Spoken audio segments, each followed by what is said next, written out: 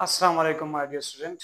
तो मेरा नाम आसम खान है और मैं आपकी केमिस्ट्री का टीचर और हम पढ़ रहे हैं हमारे 2025 के एमडी केट का सिलेबस है जिसमें हम केमिस्ट्री पोर्शन को पढ़ रहे हैं क्योंकि मैं हूं आपकी केमिस्ट्री का टीचर।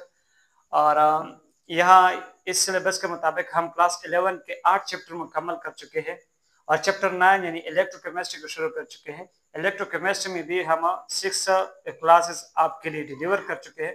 6 क्लास में लास्ट क्लास में हम पढ़ चुके हैं ईएमएफ ऑफ सेल को और ये क्लास 07 है।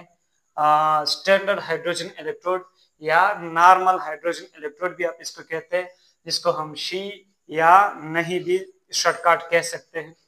अब जरा देख लें, मैंने ये ऑलरेडी यहाँ पर राइटिंग क्यों किया है। मैं ऑलरेडी राइटिंग नहीं करता, ना स्ट्रक्चर बनाता हूँ, क्योंकि अभी हम ये लेक्चर कर चुके थे, लेक्चर यहाँ तक कर भी चुके थे, लेकिन मेरा माइक जो था वो ऑफ था।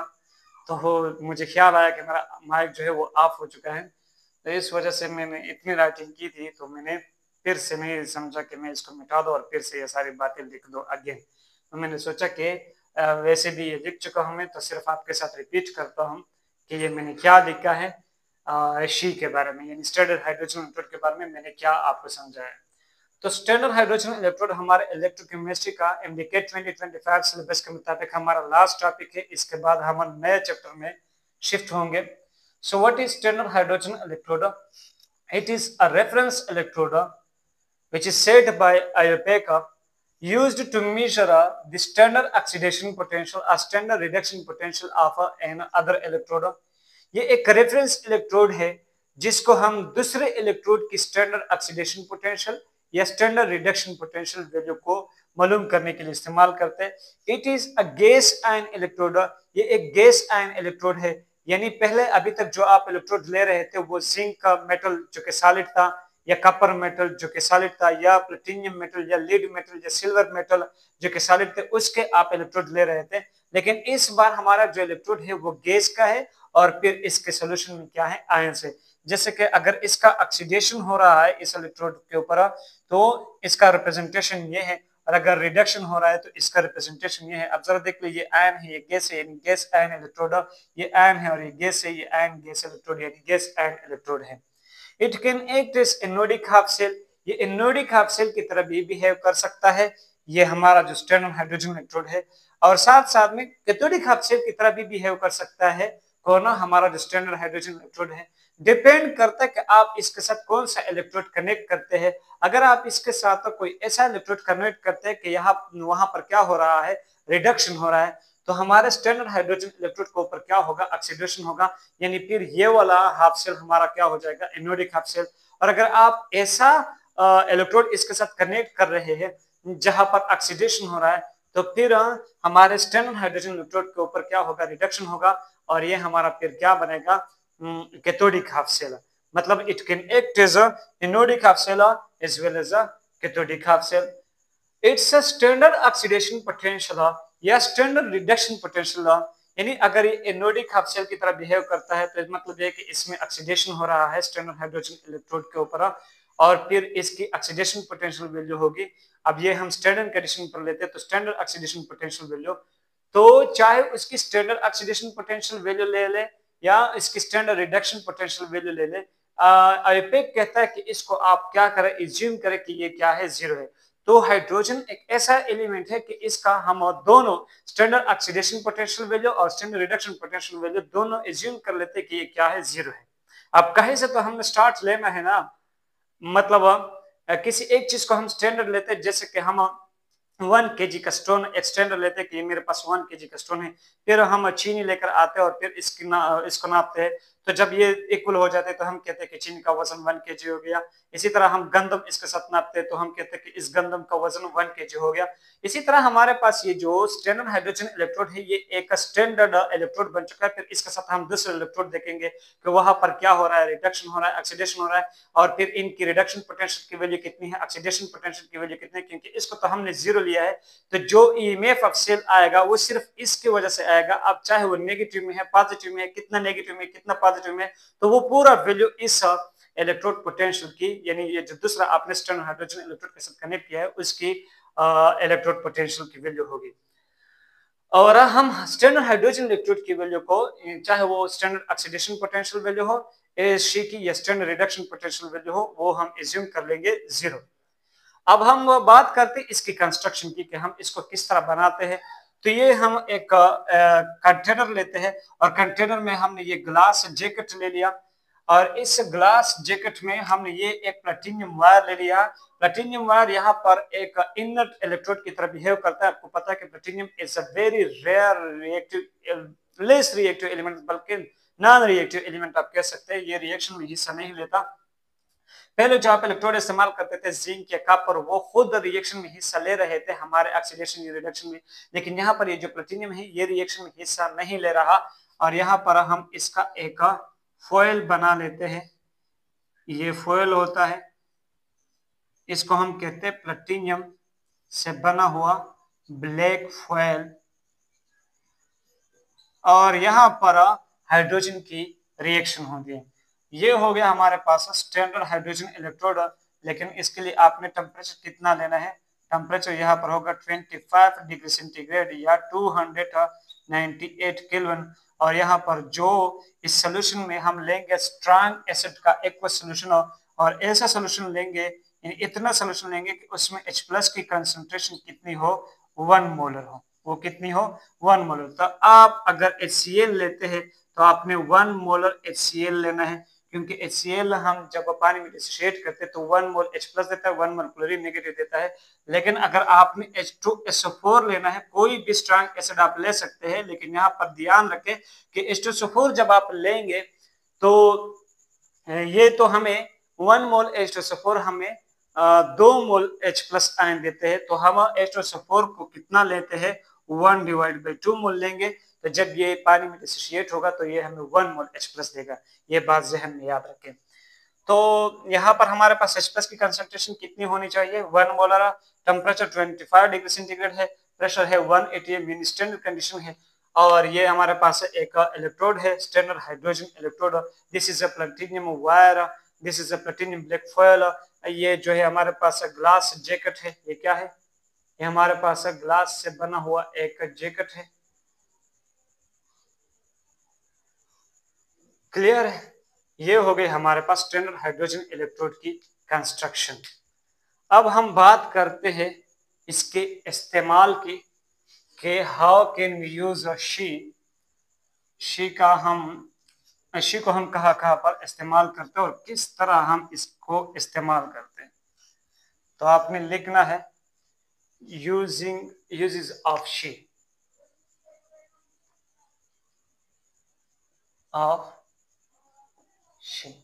स्टैंडर्ड हाइड्रोजन इलेक्ट्रोड के इस्तेमाल।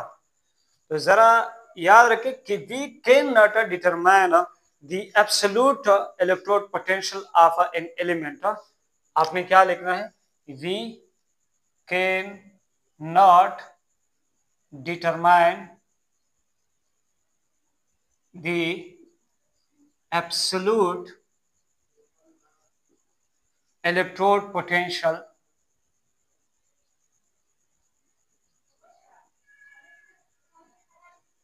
Of an element. हम किसी भी एलिमेंट का एब्सोल्यूट इलेक्ट्रोड पोटेंशियल मालूम नहीं कर सकते, जैसे कि जिंक का या कॉपर का या सिल्वर का या लीड का या और ऐसे एलिमेंट का। बट लेकिन we can determine relative electrode and relative electrode potential of an element with respect to SHE। लेकिन हम किसी भी एलिमेंट का रिलेटिव इलेक्ट्रोड पोटेंशियल मालूम कर सकते हैं with reference to standard hydrogen electrode. अगर हम इसको शी के साथ कनेक्ट कर दे तो हम इसका रिलेटिव इलेक्ट्रोड पोटेंशियल मालूम कर सकते हैं। हम इसी तरह किसी मेटल को लेकर आए कि ये मेरे पास जिंक का मेटल है और ये इलेक्ट्रोड पोटेंशियल हो गया, बस खुद से मालूम कर दे। या ये मैंने कॉपर का मेटल ले आया और फिर मैं आपसे कह दूं कि ये इसका इलेक्ट्रोड पोटेंशियल हो गया। यानी इंडिविजुअली हम इसका इलेक्ट्रोड पोटेंशियल नहीं मालूम कर सकते। जैसे कि मैं आपको एक थैली में चीनी दे दो या गंदम दे दो या आटा दे दो और आपसे कह दो कि इसका वजन चेक करके मुझे बता दे, तो आप मुझे इस तरह नहीं कह सकते कि ये लो इसका वजन 2 kg है, ये 3 kg है। आप क्या करेंगे, इसको बैलेंस में रखेंगे और इसके साथ जो स्टैंडर्ड हमारे पास यूनिट है 1 kg के स्टोन है, उसके साथ आप इसको कंपेयर करेंगे। तो अगर 1 kg के साथ ये इक्वल आता है तो आप कहते हैं कि इसका वजन जो है वो 1 kg है। तो इसी तरह हम किसी भी इलेक्ट्रोड का एब्सोल्यूट इलेक्ट्रोड पोटेंशियल मालूम नहीं कर सकते, हम इसका रिलेटिव इलेक्ट्रोड पोटेंशियल मालूम कर सकते हैं जब हम इसको शी के साथ कनेक्ट कर दें। क्लियर है? सो हम क्या कर सकते हैं, यहां पर हमारे पास क्या होगा, इफ शी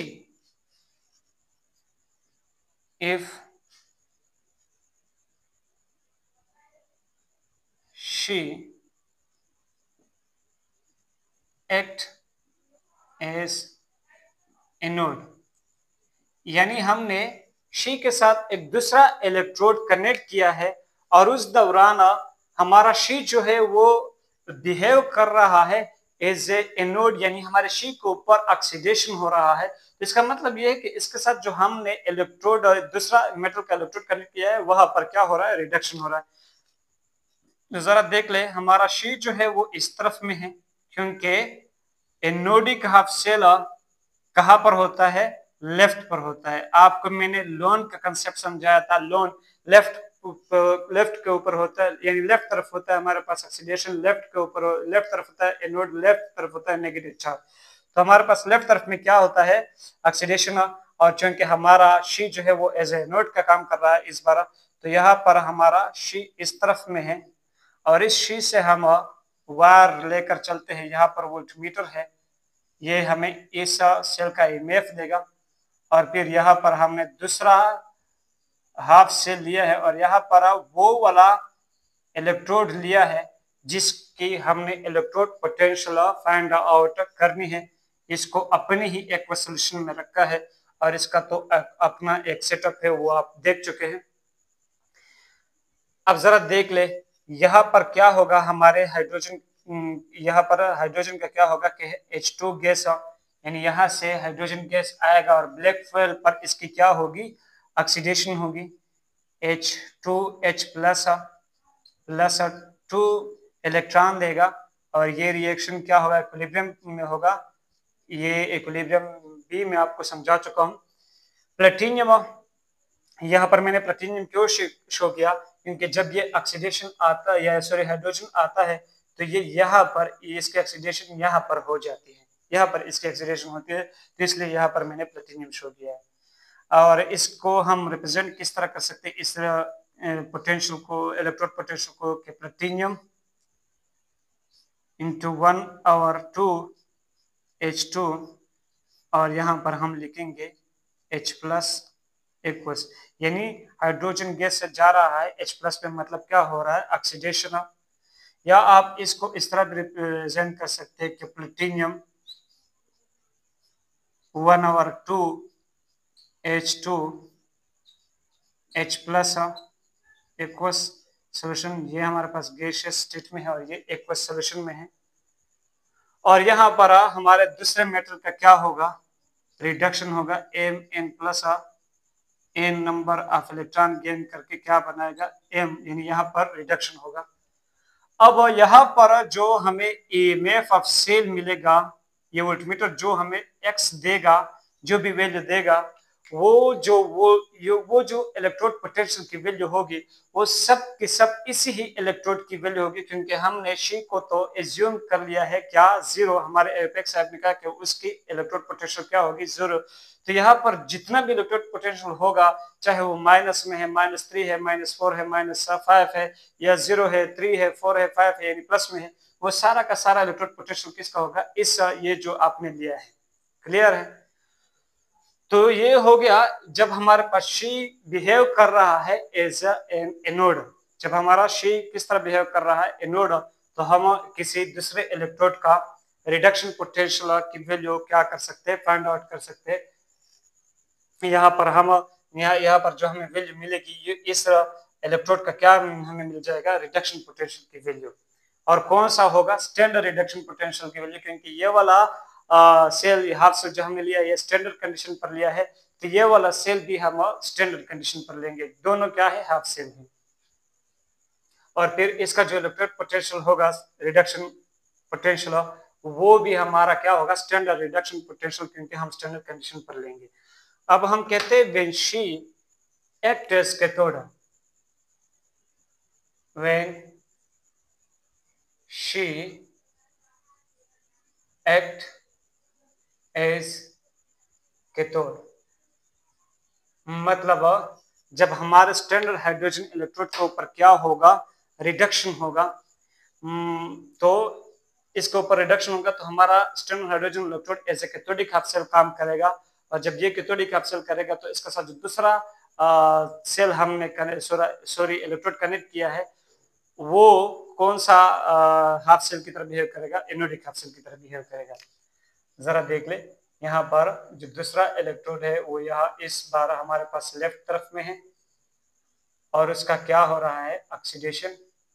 और इसको हमने कनेक्ट किया है वोल्टमीटर के साथ, वोल्टमीटर के बाद हमने इसको कनेक्ट किया है शी के साथ, क्योंकि यहाँ पर शी में क्या हो रहा है, शी इस बार कैथोडिक हाफ सेल की तरह बिहेव कर रहा है, मतलब यहाँ पर रिडक्शन हो रहा है। सो 2H plus 2 electron gives us H2 gas. अब यहाँ पर जो आपने देखा था शी वाला जो सेटअप आपने देखा था वो इस तरह होगा कि इस बार यहाँ पर इलेक्ट्रॉन आएंगे सेल में और जो एक्वस सोल्यूशन में H+ था, यहाँ पर जो एक्वस सोल्यूशन में H+ था वो यह ब्लैक फॉयल के पास आकर यहाँ से इलेक्ट्रॉन गेन करके क्या बनाएंगे, H2 गैस बनाएगा और ये H2 गैस है फिर यहाँ से बाहर निकलेगा। क्लियर है, यहाँ से बाहर निकल सकता है और यहाँ पर बुलबुले की शक्ल में भी आपको नजर आएगा। तो इस बार हमारे पास शी के ऊपर क्या हो रहा है, रिडक्शन हो रहा है। इसको हम इस तरह रिप्रेजेंट कर सकते हैं कि प्लेटिनियम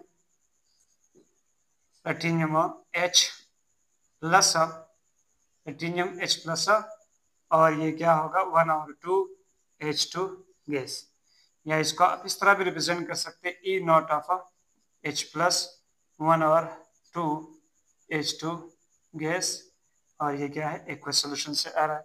इसी तरह हम यहाँ पर भी इसको रिप्रेजेंट कर सकते हैं E0 ऑफ H2 1/2 H2, और ये क्या दे दे H+ एक्वस सॉल्यूशन में, जैसे कि हम पिछली दफा इलेक्ट्रोड पोटेंशियल को रिप्रेजेंट कर रहे थे, तो ये मैंने उसकी तरह रिप्रेजेंट किया। यानी जो जिंक का रिप्रेजेंटेशन करते थे, जो कपर का रिप्रेजेंटेशन करते थे, इसी तरह हमने हाइड्रोजन का भी रिप्रेजेंटेशन किया है यहाँ पर। तो इस बार हमारे पास शी के ऊपर क्या हो रहा है, रिडक्शन हो रहा है। फिर मैंने इसके रिडक्शन पोटेंशियल की रिप्रेजेंटेशन की और यह हमारे पास क्या हो रहा है, ऑक्सीडेशन हो रहा है। यानी यहाँ पर जो हमें EMF ऑफ सेल मिलेगा, EMF ऑफ सेल वो सारा का सारा EMF, यानी इस बार EMF ऑफ सेल किसकी वजह से है, इस इलेक्ट्रोड की वजह से है। और वो फिर हमारे पास इस ही हाफ सेल की या इसी ही इलेक्ट्रोड की कौन से पोटेंशियल होगी, ऑक्सीडेशन पोटेंशियल, क्योंकि यहाँ पर क्या हो रहा है, अगर यहाँ पर रिडक्शन हो रहा है तो यहाँ पर क्या होगा, यहाँ पर होगा ऑक्सीडेशन, यहाँ पर क्या होगा, ऑक्सीडेशन।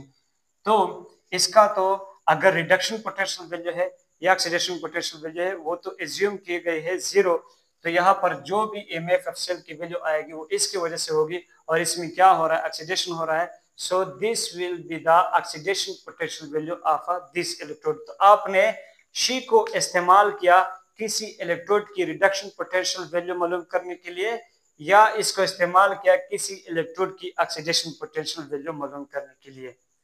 क्लियर है, ये हो गई इसके दो इस्तेमालात। अब जरा ये बात याद रखें कि हम क्या कर सकते हैं, ये शी जो है इसके जरिए हम किसी इलेक्ट्रोड का सिर्फ स्टैंडर्ड ऑक्सीडेशन पोटेंशियल वैल्यू मालूम कर सकते हैं, या इसके जरिए हम किसी इलेक्ट्रोड का स्टैंडर्ड रिडक्शन पोटेंशियल वैल्यू मालूम कर सकते हैं।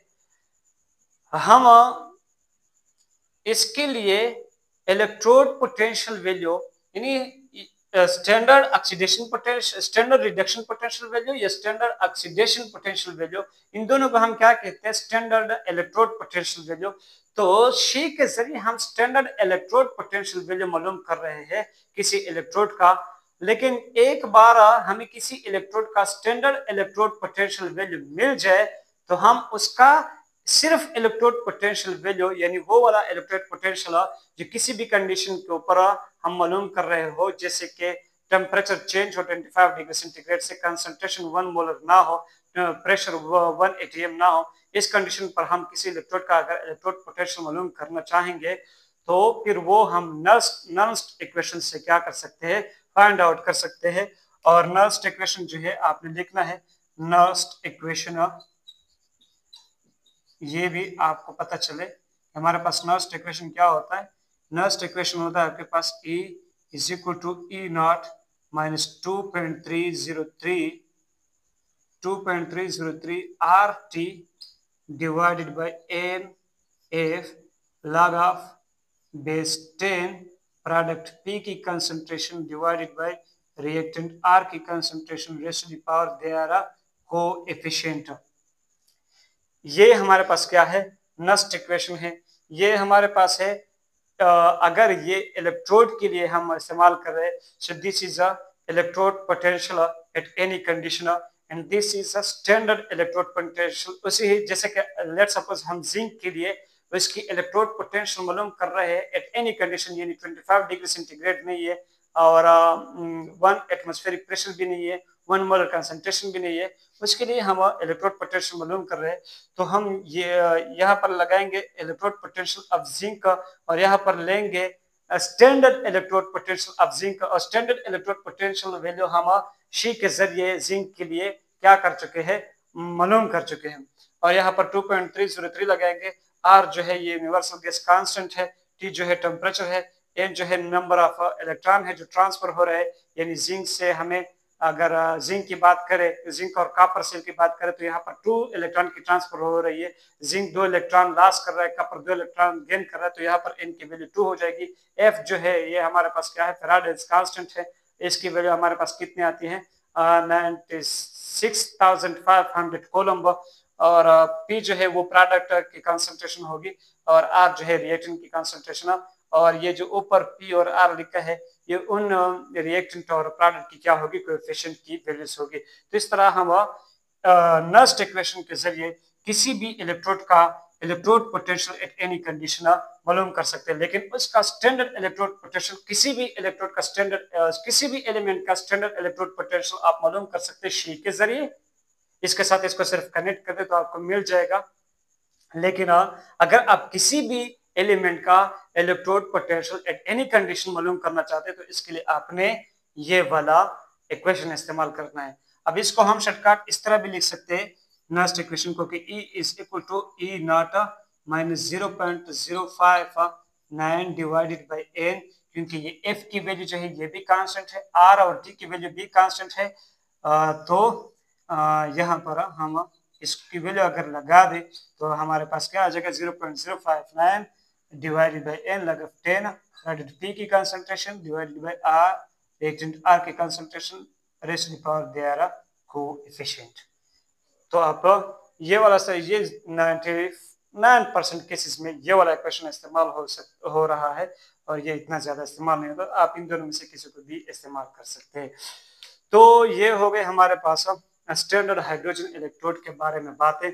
स्टैंडर्ड हाइड्रोजन इलेक्ट्रोड क्या होता है? It is a reference electrode. ये एक रेफरेंस इलेक्ट्रोड होता है जो किसी भी एलिमेंट की स्टैंडर्ड रिडक्शन पोटेंशियल, अगर उसका रिडक्शन हो रहा है, मालूम करते हैं। और अगर किसी एलिमेंट का ऑक्सीडेशन हो रहा है तो इसका ऑक्सीडेशन पोटेंशियल मालूम करते हैं। इसके जरिए हम यानी और कौन सा oxidation potential? Standard oxidation potential. कौन सा reduction potential? Standard reduction potential. किसी भी एलिमेंट का हम इसके जरिए स्टैंडर्ड रिडक्शन पोटेंशियल वैल्यू मालूम कर सकते हैं और स्टैंडर्ड ऑक्सीडेशन पोटेंशियल वैल्यू मालूम कर सकते हैं। It is a gas and electrode और ये जो है दोनों की तरह बिहेव कर सकता है, एनोडिक ऑक्साइड की तरह भी बिहेव कर सकता है और कैथोडिक हाफ सेल की तरह भी बिहेव कर सकता है। और इसकी जो स्टैंडर्ड ऑक्सीडेशन पोटेंशियल वैल्यू है ये यानी ये वाली या स्टैंडर्ड रिडक्शन पोटेंशियल वैल्यू है, दोनों आईपैक ने कहा कि इन दोनों को आपने 0 एज्यूम कर लेनी है। और फिर इसका इस्तेमाल यह है कि इसको अगर हम कनेक्ट कर दें दूसरे इलेक्ट्रोड के साथ तो हम उस इलेक्ट्रोड का रिडक्शन पोटेंशियल वैल्यू या ऑक्सीडेशन पोटेंशियल वैल्यू मालूम कर सकते हैं। क्लियर है। और इसके जरिए हम किसी भी इलेक्ट्रोड का सिर्फ स्टैंडर्ड ऑक्सीडेशन पोटेंशियल या स्टैंडर्ड रिडक्शन पोटेंशियल मतलब स्टैंडर्ड इलेक्ट्रोड पोटेंशियल मालूम कर सकते हैं। Electrode potential at any condition वो हम मालूम करेंगे नर्स्ट इक्वेशन के जरिए। लेकिन नर्स्ट इक्वेशन में भी हमें किसी भी एलिमेंट का स्टैंडर्ड इलेक्ट्रोड पोटेंशियल पता होना चाहिए और वो ऑलरेडी हमने नोन किया है कि इसके जरिए शी के जरिए। तो उम्मीद करता हूँ कि आज ये शी का लेक्चर आपको काफी हेल्पफुल साबित हो चुका होगा और आगे भी हेल्पफुल साबित होगा। लेकिन शर्त यह है कि आपने इन सारी बातों को नोट करना है, ध्यान देना है और दिल लगा के पढ़ना है। तो मिलेंगे नेक्स्ट क्लास में। हम कोशिश करते हैं कि चैप्टर 10 को शुरू करें, लेकिन मेरे कुछ स्टूडेंट्स है वो कहते हैं कि सर क्लास 12 में ऑर्गेनिक केमिस्ट्री को शुरू करते हैं।